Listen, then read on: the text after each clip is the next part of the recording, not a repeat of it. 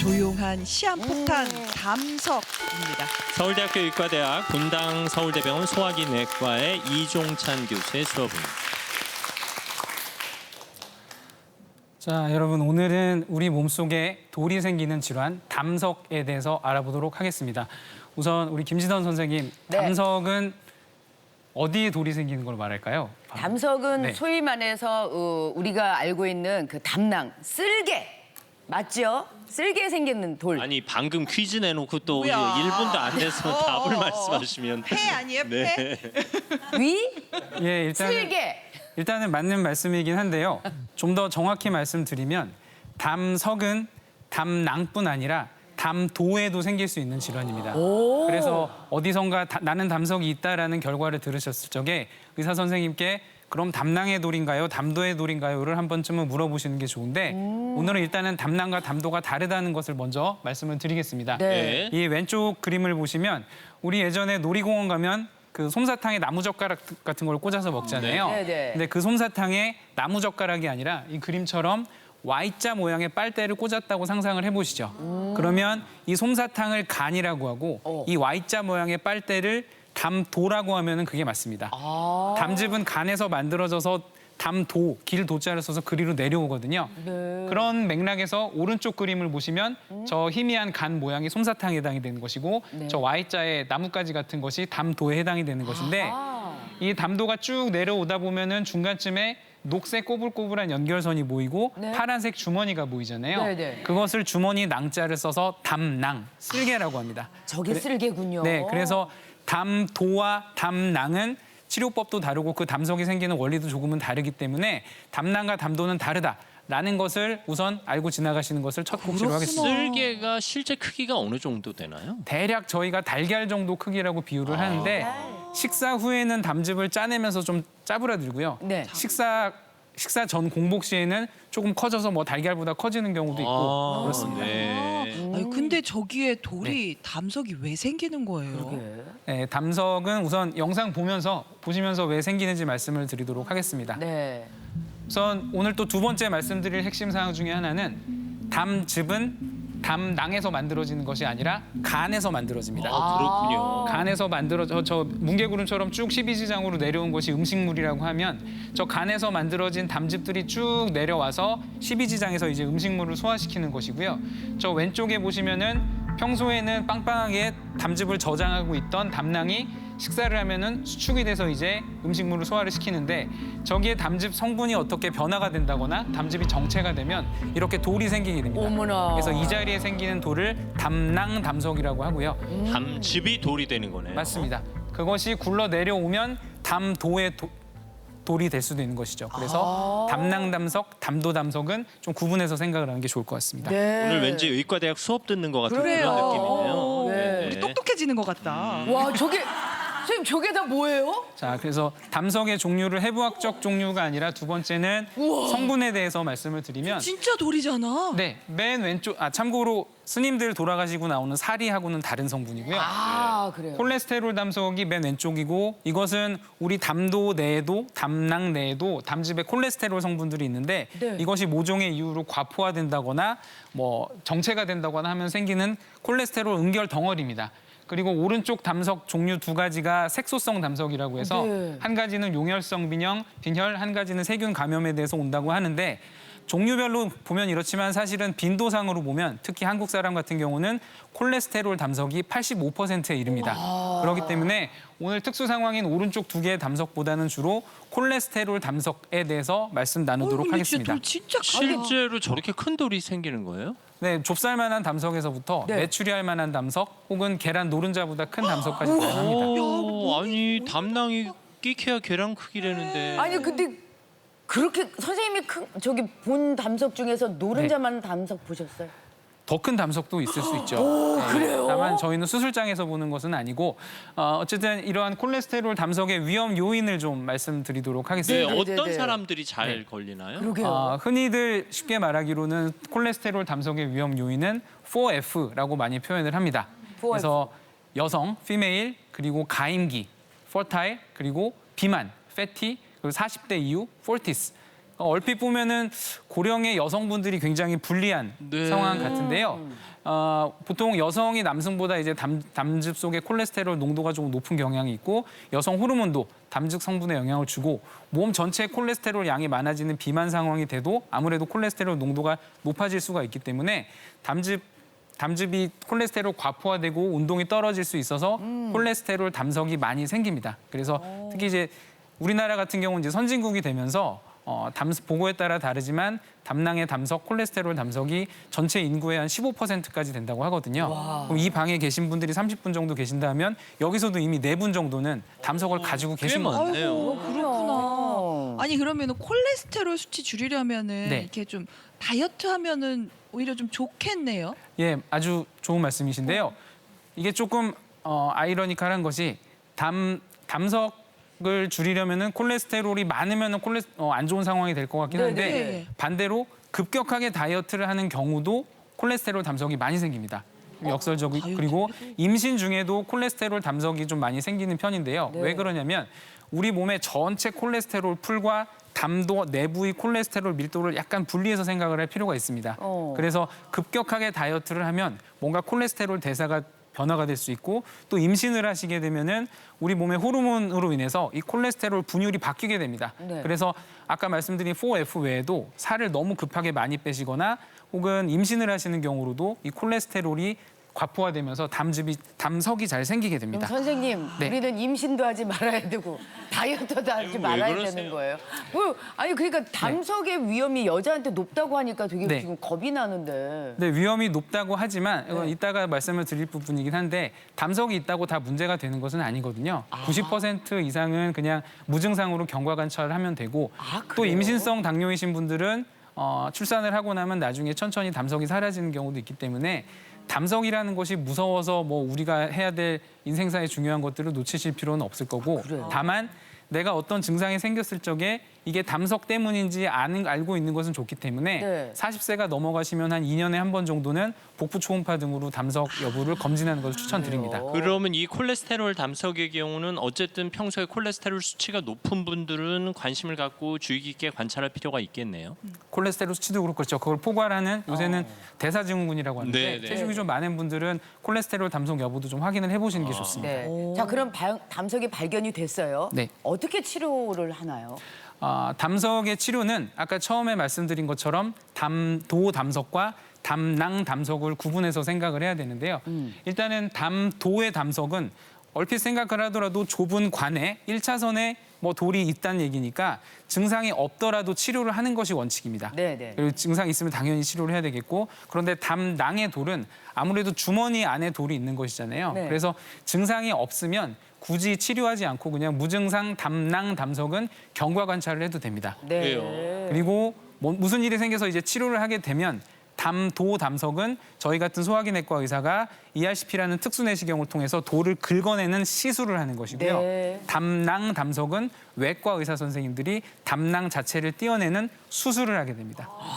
그래서 치료하는 경우와 치료하는 방법이 모두 다르기 때문에 구분하실 필요가 있고 그렇군요. 그렇다면 아까 처음에 말씀드린 것처럼 어떤 분은 무증상인 분들도 있고 네. 어떤 분은 요새 좀 배가 아픈 것 같으니까 의사 선생님하고 상담하고 날 잡아서 수술해서라는 예약된 수술이 있고 어떤 분은 갑자기 배가 떼굴떼굴 네네네네. 그렇게 아프시면서 이제 응급실에 가시는 경우도 있잖아요. 그래서 각각의 경험에 따라서 주위에 새로 담석 생긴 분들한테 조언하시는 결이 다를 겁니다. 아이 괜찮아부터 당장 수술에까지 다른데 대략적인 빈도를 말씀드리면 전체 담낭 담석 환자분들을 100명이라고 하면 아주 대략적으로 90% 정도는 평생 아무 문제가 없습니다. 그래서 경과 관찰만 해도 되고요. 네네. 10% 정도는 수술을 하게 되는데 그 10% 중에서도 9명에서는 우리가 예측된 수술이 가능합니다. 우리가 담낭 담석의 증상이 빈도와 강도가 점점 심해지면은 몸에서 담낭을 띠라는 신호구나라고 하고 예약을 잡고 수술을 하실 수가 있고 아까 말씀드린 떼굴떼굴 구를 정도 환자분들은 사실은 10분의 1, 그러니까 전체에서는 100분의 1 정도이기 때문에 이런 빈도를 가지시면 사실은 무증상 담낭 담석이면은 크게 걱정하실 필요는 없고요. 유증상 담낭 담석이 있으면 언젠간 수술하겠거니라고 생각하시는 게 좋겠습니다. 어쨌든 담낭이 큰 돌이 있고 여러 개가 있어도 안 아플 수도 있다 이런 말이네요. 예, 맞습니다. 그럼 안 그러면은- 아프다가 또 아파질 수도 있는 그렇죠. 거예요. 근데 그러면 이제 아파요. 네. 이제 아파. 네네. 아프면 이제 어떤 치료를 받게 돼요? 일단 아니 어디에 네. 어떻게 얼마만큼 아파요? 여기가 아니, 담낭이 안 아파서. 제가 지금 급성 담낭염으로 병원에 응급실에 실려갔다가 아 그래요? 네. 그랬다가 뭐 주사를 맞으니까 또 싹 사라졌는데 제가 그때 이제 사진을 찍어 보니까 담낭이 이렇게 부풀었더라고요. 아. 그래서 이제 나중에 날짜를 잡고서 제거 수술을 했거든요. 그럼 응급실에 가실 때는 떼굴떼굴. 얼마나 아픈데요. 진짜 진짜 많이 자, 아주 좋은 말씀을 해주셨는데요. 우리 이제 요로결석도 그러고 담낭, 담도담석도 그러고 산통이라는 표현을 많이 쓰는데 얼마나 배가 아프면 아이를 낳을 때만한 산통이 느껴지나라고 생각을 하시는데 나 5째 또 낳는 줄 알았어. 진짜로. 진짜 아팠어. 그 통증의 정도는 그 둘이 비슷하긴 한데 사실은 기전은 다르고 한자도 다릅니다. 옆구리에 생기는 경련성 통증을 나타내는 산통이 있고요. 아이 진통할 적에 느끼는 산통은 별개인데 이 옆구리의 경련성 통증의 원리는 좁은 관이 막혔을 때 생기는 허혈성 통증입니다. 그래서 아까 요로결석 같은 경우도 막혔을 때 아프고 풀리면 안 아픈 것인데 담낭 같은 경우도 여기 보시면 이 담낭이라는 주머니 안쪽에 그 돌이 있는데 우리가 음식물, 특히 기름진 것을 먹으면 짜낸다고 했잖아요. 그러다 보면 저 빨간 화살표를 따라서 돌이 딸려 나가다 보면 담낭과 담도를 연결하는 저 좁은 포인트에 저 녹색 포인트에 담석이 끼게 됩니다. 그렇게 되면 그로 인해서 허혈성 통증이 생겨서 기름진 음식을 드시고 몇 시간 후에 갑자기 통증이 생겼다가 이 돌이 풀려나면 또 괜찮아질 거잖아요. 그러면 이게 다시 괜찮아지고 이러한 급격하게 왔다가 급격하게 사라지는 통증을 이제 산통이라고 하는데 이것이 막혔다가 풀리면 우리 심근경색과 협심증의 관계도 협심증도 혈관이 막혔다가 풀어지면 아팠다 말잖아요. 그쵸. 그래서 유증상 담낭 담석이 그런 원리이고요. 심근경색도 우리 관상동맥이 막힌 채로 계속 유지가 돼서 이 심장 근육이 괴사가 되면은 이제 심근경색으로 넘어가는데 급성 담낭염도 여기가 막힌 채로 계속 있으면은 마치 맹장염처럼 여기가 이제 조직이 손상이 되게 됩니다. 그래서 담낭염이 돼서 떼굴떼굴 굴러 병원에 가시는 경우가 생기는 것이죠. 그러니까 돌들이 담낭 아래쪽에 가만히만 있어도 괜찮네요. 맞습니다. 그래서 막으면 문제가 되는 것이고 네. 그래서 모든 복통이 다 담석 통증은 아닐 거잖아요. 네. 담낭 담석의 특이적인 통증은 예전에는 괜찮았는데 뭐 피자, 치킨, 튀김, 삼겹살 이런 기름진 음식을 조금만 드셔도 요새 왜 이렇게 속이 더부룩하고 오른쪽 윗배가 아팠다가 풀리는 증상이 반복되지? 라고 생각을 하면 그때부터는 담낭 담석이 있는 거니까 외과 선생님들을 방문해서 담낭 제거술에 대해서 한번 상담을 해보시는 것도 괜찮을 것 같아요. 오른쪽 위 옆구리. 네, 맞습니다. 오른쪽 위 네. 옆구리. 그럼 다만 네, 수술도 할 수 있는 거잖아요. 수술을 해야죠. 그런 경우. 복잡해요? 수술은 기본적으로 지금 계속 저는 담낭에 대해서만 말씀드리고 있고요. 담낭 담석의 치료는 기본적으로는 복강경적 담낭 절제술이 원칙입니다. 예전에는 뭐 우루사를 오랫동안 드신다거나 아니면 체외 충격바로 담석을 깨는 등등의 다양한 방법이 시도가 됐는데 돌고 돌아서 결국에는 담낭을 근본적으로 떼어야만 되는 거라고 되기 때문에 담낭을 복강경적으로 절제하는 경우가 대부분이고 개복을 해야 되느냐 복강경을 해야 되느냐 고민을 하시는 분들이 있는데 네. 요새 뭐 특별한 기저질환이 있다거나 과거 수술력이 있어서 유착이 있는 경우가 아니라면 99%는 그냥 복강경적으로 가능을 합니다. 심지어 예전에는 복강경에 이렇게 구멍을 3개를 뚫었는데 네. 요새는 외과 선생님들이 워낙에 기술을 잘 발전시켜 주셔서 배꼽으로만 뚫어서 단일공 담낭 절제술도 가능합니다. 제가 배꼽으로만 겉으로는 태가 안 나요? 하나도 티 안 나. 아니 근데 이렇게 너무 수술하신 분들이 이런 말을 해요. 나 쓸개 없는 사람이라고. 쓸개 없는 사람이야 쓸개 빠진 사람이야. 쓸개 빠진 사람. 아니 근데 그러면 이거 소화 안 되는 거 아니에요? 네, 그 말씀도 많이들 여쭤보시는데요. 네. 일단은 담낭은 조금 과장해서 말하면 없어도 인생에 큰 무리는 없는 장기입니다.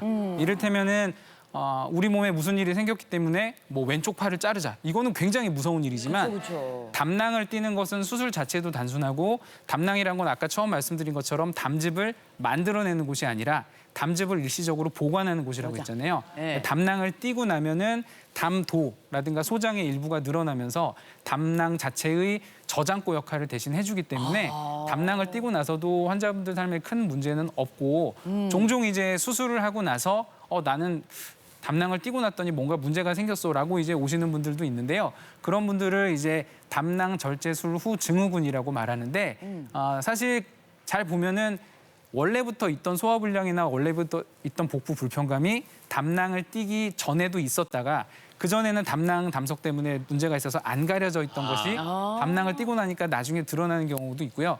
어떤 분께서는 담낭절제술 후증후군이라는 질병 자체가 사실은 실체가 없는 것이다라고 말씀하시는 분들도 있어서 너무 큰 걱정은 안 하셔도 될 것 네. 같습니다. 심리적으로 왠지 장기 하나 없는데 괜찮을까 네. 이런 괜히 걱정을 이것 하다가 때문에 내가 네. 아픈 것 같아. 참고로 이 분야의 대가이신 저희 스승님께서도 네. 담낭 절제를 하고 아주 잘 살고 계십니다. 네. 어쨌든 지선 씨도 네, 괜찮으시고. 저도 담낭 절제 수술을 했는데 지금 한 3년 됐거든요. 고기도 잘 먹고 뭐 아무런 뭐 사는데 지정이 없어요. 괜찮습니다. 근데 네. 있을 때 아플 때마다 너무 이제 불안하니까 나중엔 그냥 제거하는 게 낫겠다고 그래서 선생님과 상의하에 제거를 했거든요. 어쨌든 지금도 모르고 계신 분들은 꽤 되겠네요. 네, 맞습니다. 그래서 이제 마지막으로 말씀드릴 것은 아까 말씀드렸던 수술하는 경우는 100명 중에 10명 정도라고 했잖아요. 다시 이 100명을 보면 90명은 아예 수술을 할 일이 없고 9명은 수술을 하더라도 예약된 수술을 하고 그리고 또 수술 자체도 그렇게 무서운 게 아니고 100명에 1명 정도만 응급실에 방문을 하셔야 되는 상황이 오기 때문에 담낭에 담석이 있다는 것만으로 너무 걱정을 하실 필요는 없고 다만 증상이 있으면 가볍게 넘기지 마시고요. 마지막으로 딱 2가지만 강조하면 첫 번째, 담낭과 담도는 다르다. 네. 두 번째는 담즙은 담낭이 아니라 간에서 만들어진다. 네. 그 2가지만 확실히 기억하셔도 될 것 같습니다. 네. 아유 요점 정리까지 요건 네. 시험에 나올 것 같아요. 그러네. 별표. 지금 순수수님께서 담낭과 담도가 다른 거였군요. 오늘 처음 한 사실입니다. 선생님 설명이 귀에 쏙쏙 들어와서 오늘따라 의학 수업이 너무 재밌네요 하셨고 가을비님은 담석으로 고통스러워하던 친구를 봤는데 정말 대굴대굴 구르더라고요. 너무 고통스러워하는 모습을 보니 정말 무섭던데 안 걸리도록 오늘 예방법 잘 실천하도록 하겠습니다. 이렇게 보내셨고 질문이 왔는데 담낭, 담석은 증상이 없으면 그냥 관찰만 해도 된다고 하셨는데 혹시 담석이 담낭 암이 되는 건 아닌가요? 이렇게 물어오셨거든요. 네, 이 또한 많이들 문의하시는 부분이신데 네. 그 전에 한 가지만 짧게 말씀드리면 지금까지 담석에 대한 얘기를 진료실에서 실컷 나눴는데 환자분이 알고 봤더니 요로결석에 대해서 말씀하시는 분들이 있거든요. 그래서 요로결석과 담낭, 담도담석을 구분을 못 하시는 경우가 있는데 그 둘은 마치 태백선과 경인선만큼이나 거리가 멉니다. 관계 없고. 때문에 둘이 별개인 거고요. 문의 주신 분의 부분에 대해서 말씀을 드리면 일단은 결론적으로 말씀드리면 담석이 있다고 해서 담낭암이 되리라는 것이 확실히 증명된 바는 없습니다. 네. 물론 연구에서 담낭암이 있는 분들을 부검을 했더니 돌이켜보니 담석이 일반인 분들보다 많다라는 연구는 있기는 한데 통계적으로 아주 옳은 비율은 아니지만 직관적인 비율을 하나 들면 어떤 송아지 100마리의 송아지가 머리가 둘인 기형 송아지 100마리가 있는데 조사를 해보니 알고 봤더니 어미소가 체르노빌 방사능에 노출이 돼 있었다라고 하면 두 사건은 굉장히 빈도가 드물기 때문에 그렇다면 체르노빌 방사선에 노출이 되면 기형 송아지를 낳을 수도 있겠네라는 게 뭐 직관적으로 생각이 되실 수 있겠는데 반대로 이러한 기형 송아지 100마리가 있는데 알고 봤더니 어미소가 임신 전 혹은 뭐 그 근처에서 감기에 걸렸다라고 하면은 역으로 감기에 걸렸다고 다 기형 송아지를 낳는 건 아니죠. 아니잖아요. 그렇죠, 이 사건의 그렇죠. 빈도가 감기에 걸린 게 담석만큼 흔한 일이고 이 기형 송아지는 뭐 그만큼은 아니지만 담낭암도 굉장히 드문 사건이기 때문에 사후적으로 뭐 돌이켜봤을 적에 담석이 많을 수는 있겠으나 담낭암 환자에서 그런다고 해서 담석이 있다고 바로 담낭암이 된다라고 단정하지는 않습니다. 크게 그렇군요. 걱정하실 필요는 없다는 네, 얘기입니다. 네. 아유 비율을 아주 알기 쉽게 설명해 주셨네요. 네. 교수님 지난 밤사이에 응급 환자가 있어서 또 새벽에 병원 다녀오셨대요. 맞아. 그러니까요. 근데 이렇게 또 쌩쌩하게 잘해 그러니까 주셔서 분당까지 갔다 오신 거잖아. 네. 아이고. 동안이 비법이 그래도 그 환자는 괜찮. 예. 네, 잘. 네, 네. 교수님이 다른 얘기는 답변을 안 해요. 그러네. 네. 잘 들었습니다, 교수님. 고맙습니다. 감사합니다.